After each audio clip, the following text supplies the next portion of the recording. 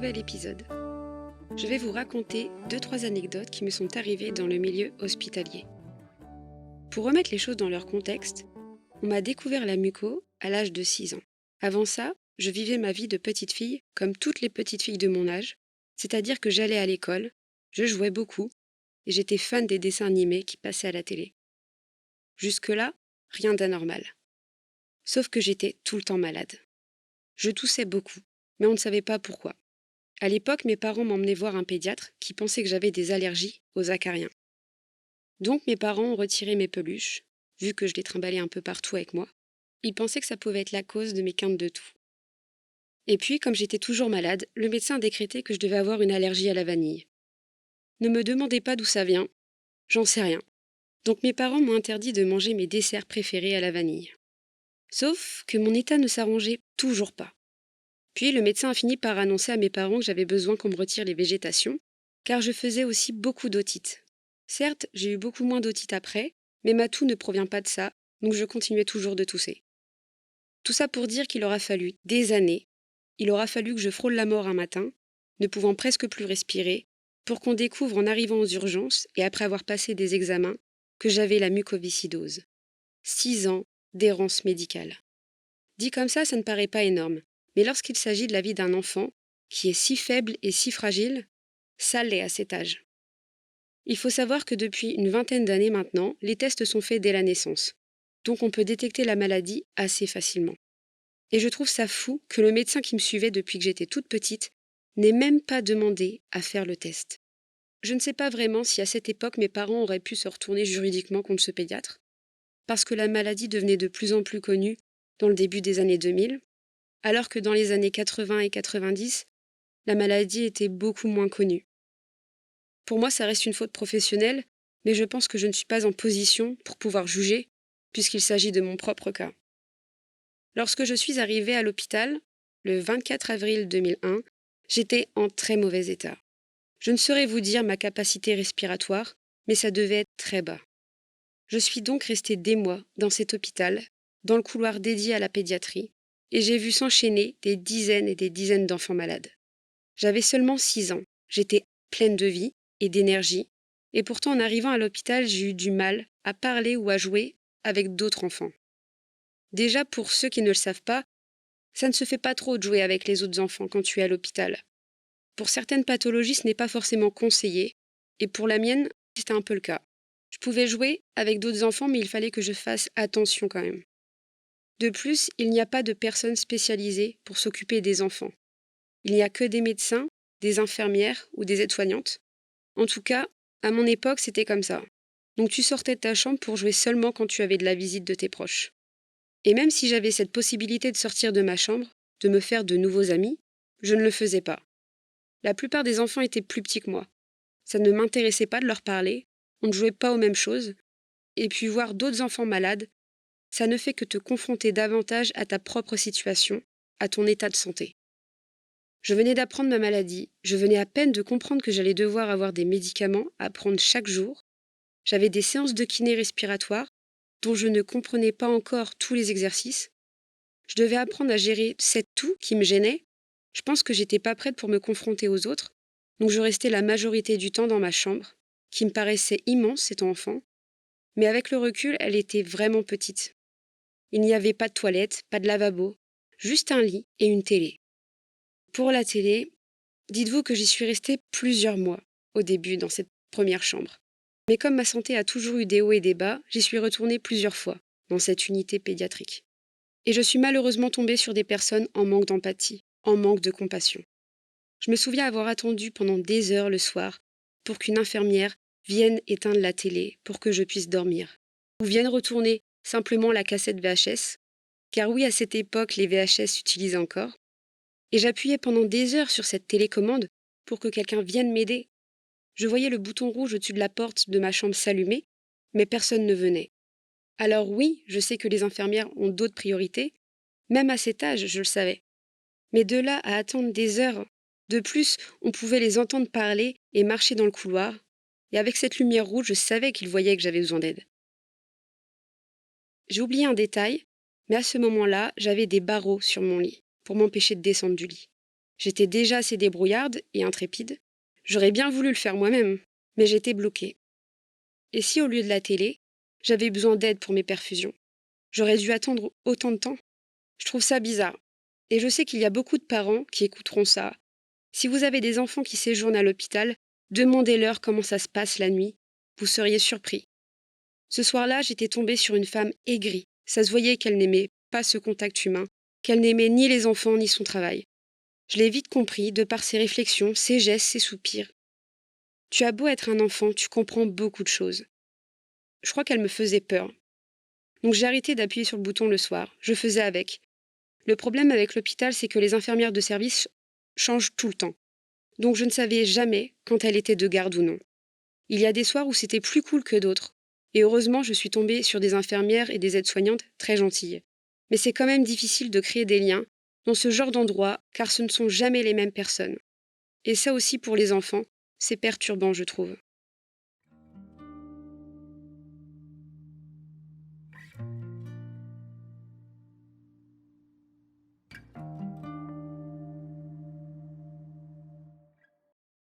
Je crois que le fait d'avoir passé pas mal de temps dans les hôpitaux, ça m'a créé pendant longtemps une certaine phobie.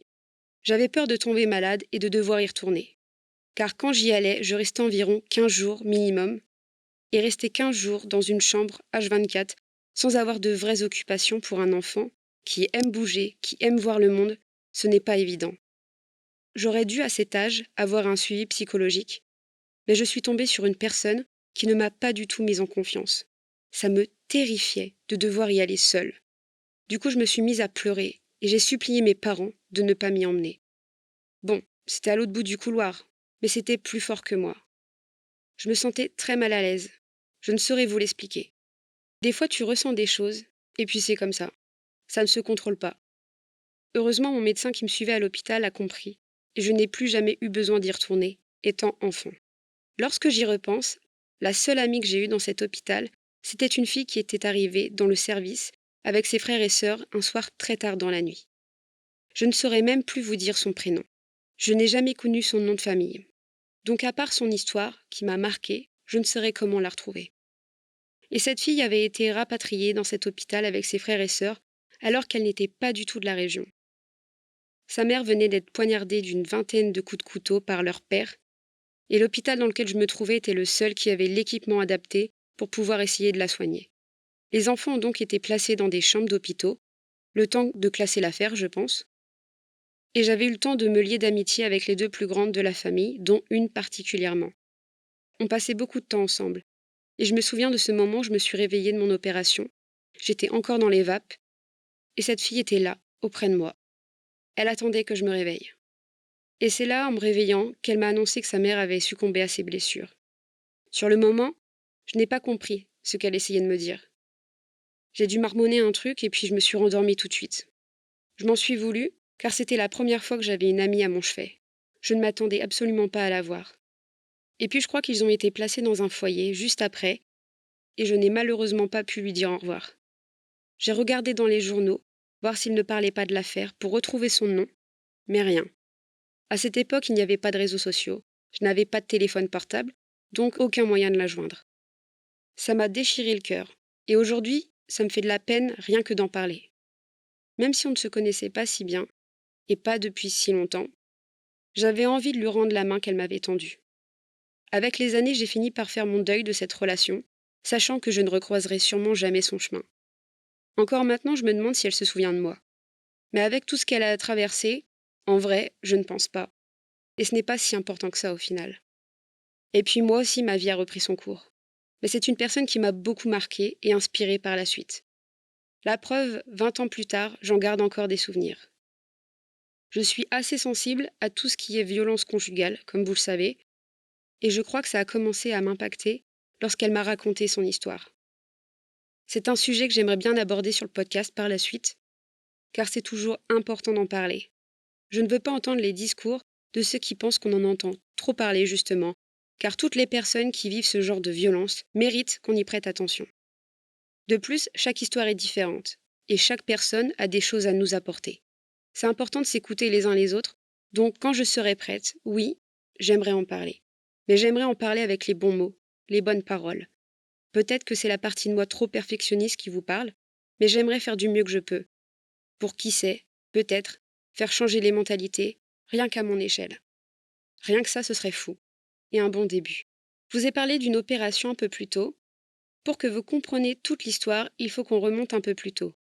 Lorsqu'on a appris ma maladie, je devais être perfusée H24 pendant plusieurs semaines. Seulement, mes veines ne supportaient pas le traitement. Par conséquent, on a dû me placer un cathéter dans la poitrine pour ne pas utiliser mes veines, mais plutôt piquer avec une aiguille directement dans le cathéter. Le cathéter est relié à une artère, donc le produit circule mieux, et c'est plus pratique pour moi de me balader avec mes perfusions. Sauf que la première fois qu'on m'a installé ce cathéter, le chirurgien qui a fait cette opération a totalement raté. Au lieu qu'il soit placé au-dessus du sein, près de la pliure du bras, il était carrément sous le bras. Je ne vous dis pas à quel point c'était désagréable. Je ne sais plus combien de temps je suis restée comme ça, car on ne s'en est pas rendu compte tout de suite, vu que c'était la première fois pour moi que j'en avais un. Sauf que quand j'avais mes perfusions, ça me gênait trop au niveau de l'aiguille, dans ma poitrine. Du coup, on a dû reprogrammer une nouvelle opération pour remettre le cathéter au bon endroit. Je me souviens de mon père, qui était furax. Il avait fait un scandale dans le service où j'avais été opérée. Et pour vous dire à quel point le mec qui m'avait opérée était lâche, il n'a jamais osé s'excuser, ni même se confronter à mon père. Je me demande aussi si à ce moment-là, on n'aurait pas pu se retourner juridiquement contre l'hôpital. Bon, vous l'aurez compris, j'ai quand même eu beaucoup de galères dans ma vie. Au moins, on en ressort toujours plus grand. Aujourd'hui, jamais je ne laisserai un truc comme ça passer. J'ai une autre anecdote qui m'est arrivée il n'y a pas si longtemps que ça. Je suis allée passer des examens, toujours à l'hôpital, ce que je fais plusieurs fois par an pour savoir si tout va bien, pour suivre où en sont mes capacités respiratoires. C'était une période où j'avais perdu beaucoup de poids, je toussais beaucoup.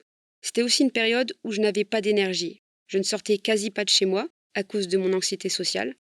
Et me lever le matin pour aller à l'hôpital, ça ne me motivait pas trop.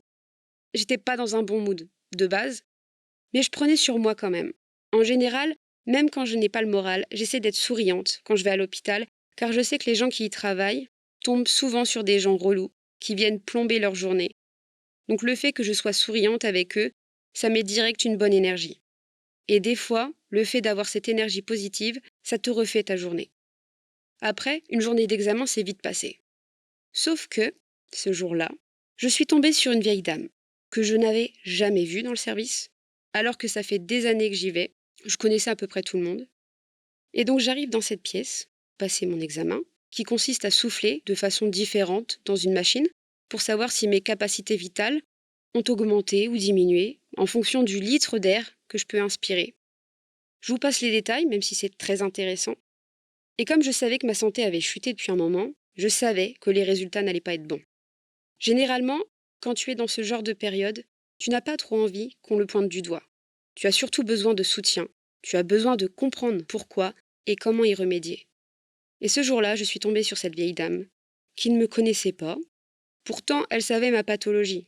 Elle savait que j'avais besoin de ces résultats, et au vu de ma tête et de mes cernes, et de l'humeur que je dégageais, ça se voyait que je n'allais pas bien du tout.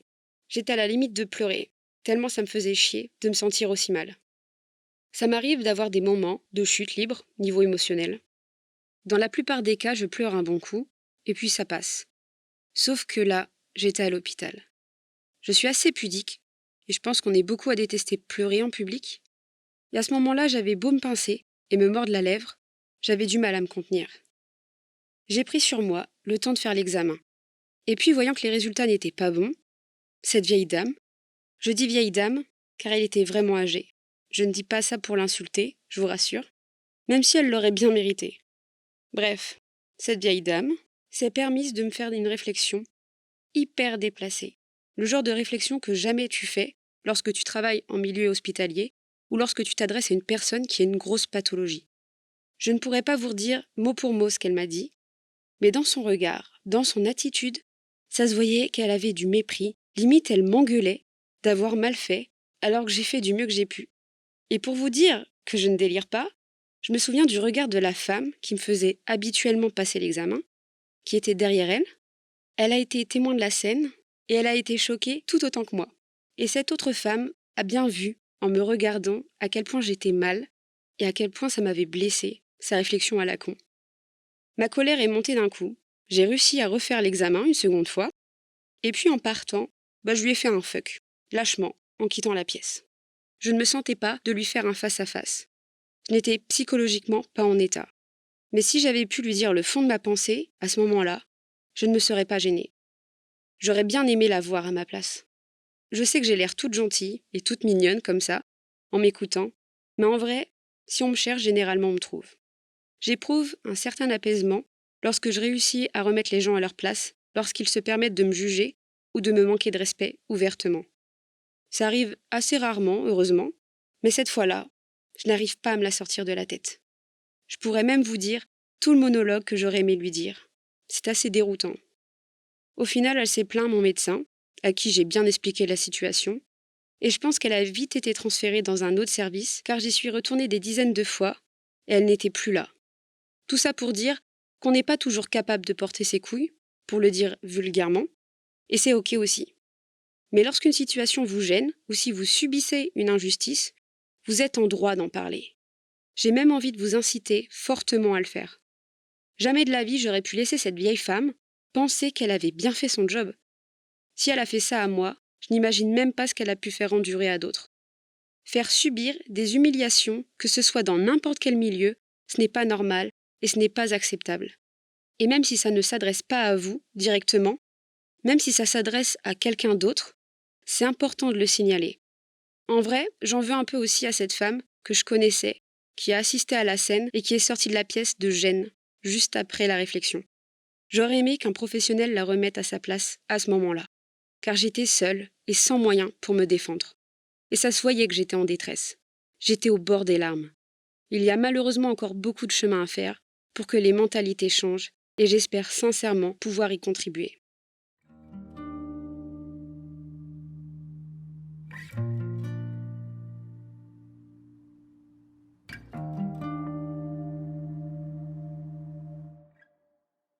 Depuis tout à l'heure, je vous parle des aspects négatifs que j'ai vécus à l'hôpital, mais en vrai, il y en a des positifs aussi.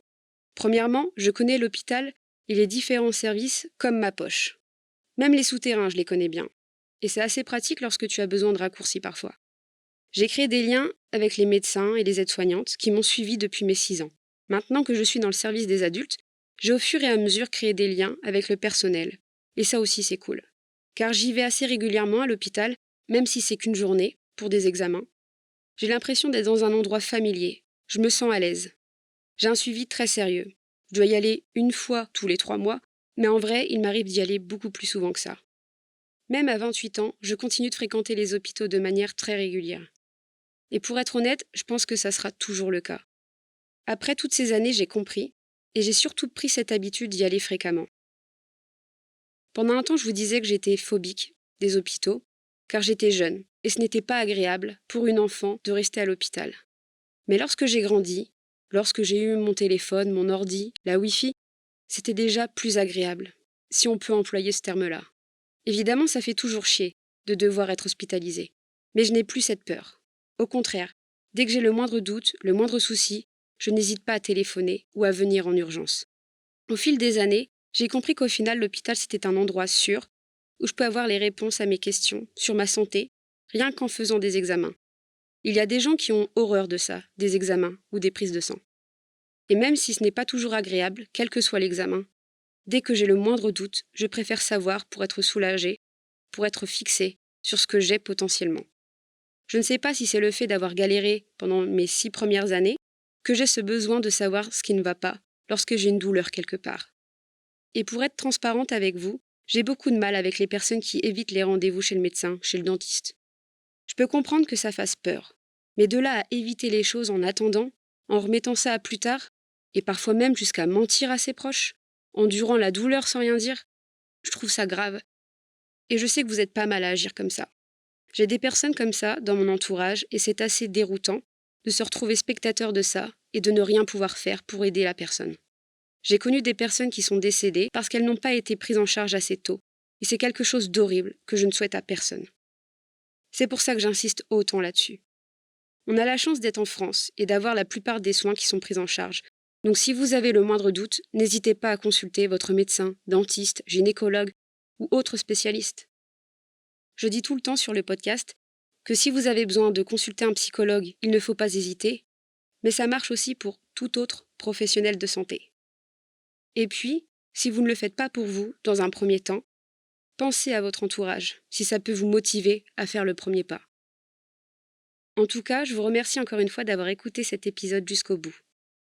Je sais que vous raconter des anecdotes, c'est toujours quelque chose qui vous plaît. Si vous avez aimé cet épisode, je vous invite à mettre 5 étoiles au podcast. Vous pouvez également laisser un commentaire si vous m'écoutez sur Spotify. En attendant l'épisode de la semaine prochaine, je vous souhaite une bonne semaine. Prenez soin de vous et de vos proches. N'oubliez pas que quelle que soit la cause, c'est important de libérer la parole. J'ai une pensée à toutes les personnes qui sont actuellement hospitalisées. On pense fort à vous. Bisous!